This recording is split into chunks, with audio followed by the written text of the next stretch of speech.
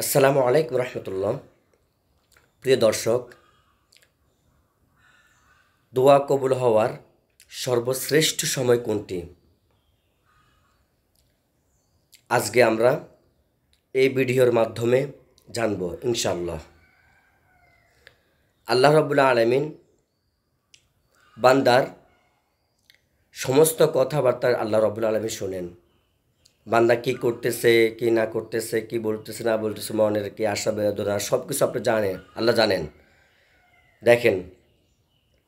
এবং সবসময় দোয়া করলে আল্লাহ অবশ্যই আপনার ডাকে সাড়া দেয়। আল্লাহ আপনাকে যখন আল্লাহকে ডাকেন দোয়া কবুল হওয়ার সম্ভাবনা থাকে। তবে এমন একটি সময় আছে যেই সময়ে দোয়া করলে আল্লাহ রব্বুল আলামিন ফিরেন না, বান্দার দোয়াকে কবুল করেই। হাদিস শরীফে এসেছে, প্রমাণও আছে। এজন্য সেই সময়টা কি, কোন সময়? সেই সময়টি হলো ভোর রাতে। ভোরবেলায় আল্লাহ রব্বুল আলামিন দোয়া কবুল করেন। তখন আল্লাহ রব্বুল আলামিন প্রথম আসমানে নেমে আসেন এবং বান্দাদেরকে ডাকে, হে আমার বান্দারা, তুমি কোন বিপদের মধ্যে আছো আমাকে বলো, আমি তোমাকে বিপদ থেকে রক্ষা করব। হে আমার বান্দা, তুমি কোন অসুস্থতার ভুগতেছ আমাকে বলো, আমি তোমার অসুস্থতা দূর করব। হে আমার বান্দারা, তোমরা কোন কি সমস্যার মধ্যে আছো আমাকে বলো, আমি সমস্যার সমাধান করব। ভোরবেলায় আল্লাহ রাব্বুল আলামিন প্রথম আসমানে নেমে বান্দাদেরকে ডাকে। আর সেই সময় যদি কোনো ব্যক্তি দোয়া করে, আল্লাহর কাছে কান্নাকাটি করে, খালেস দিলে তওবা করে, আল্লাহ তওবা কবুল করেন, মনে দুঃখ কষ্টের কথা বলেন, আল্লাহ রাব্বুল আলামিন তার কষ্ট দূর করে দেন এবং তার সমস্যার সমাধান করে দেন। এই জন্য আকাবিরেরা, আমাদের যারা আকাবিরেরা রয়েছেন, তারা কিন্তু আল্লাহর ওলিরা, পীর মাশায়েখ, ওনারা কিন্তু ভোরবেলার এই আমলটা করতেন, আল্লাহর কাছে চেয়ে নিতেন।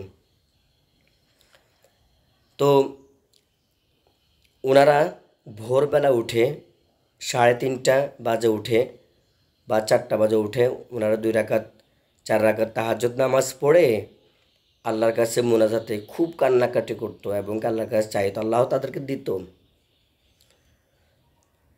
আপনারা জানেন ফিরআউনের ঘটনা, কারণ ফিরআউনের যখন নীল নদীর পানি শুকিয়ে গেছে তখন সবাই বলতেছে, ফিরআউন তুমি তো নিজেকে খোদা দাবি করতেছ, তো নীল নদীর পানি যদি সকালে যদি না, রাত্রের মধ্যে যদি না হয় তাহলে বলবো তুমি খোদা না, তুমি মিথ্যাবাদী।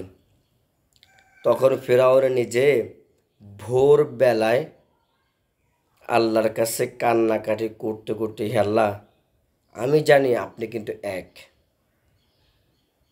আপনি এক, আপনি ছাড়া আর কোনো মাবুদ নেই, আমি বিশ্বাস করি, কিন্তু হে আল্লাহ, আমাকে যা দাও দুনিয়াতে দিয়ে দেন। আল্লাহর কাছে কান্নাকাটি করে কি সে আল্লাহ রাব্বুল আলামিন এই ফিরআউনের দোয়াও কবুল করেছেন। তাহলে আমরা হচ্ছে আল্লাহর বান্দা এবং শ্রেষ্ঠ নবীর শ্রেষ্ঠ উম্মত, আমাদের দোয়া কবুল করবে না? অবশ্যই করবে। হাদিস শরীফের রেফারেন্স আছে। এজন্য আসুন আমরা ভোরবেলায় আমরা আল্লাহর কাছে দোয়া করি। প্রতিদিনের মধ্যে, দিনের এবং রাতের মধ্যে সর্বশ্রেষ্ঠ সময় হলো ভোর রাতে দোয়া করা। ভোর রাতে দোয়া করলে, অর্থাৎ ফজরের আজানের আগে, ফজরের নামাজের যা আজানটা দেয় ওই আজানের পূর্ব মুহূর্তে এই ভোরবেলা দোয়া করে আল্লাহ রাব্বুল আলামিন ফিরান না। আসুন, আপনার কষ্ট, দুঃখ, সমস্যা যা কিছু আছে, ভোর রাতে 2-4 রাকাত তাহাজ্জুদ নামাজ পড়ে আল্লাহর কাছে দোয়া করেন, ইনশাআল্লাহ আল্লাহ কবুল করবেন।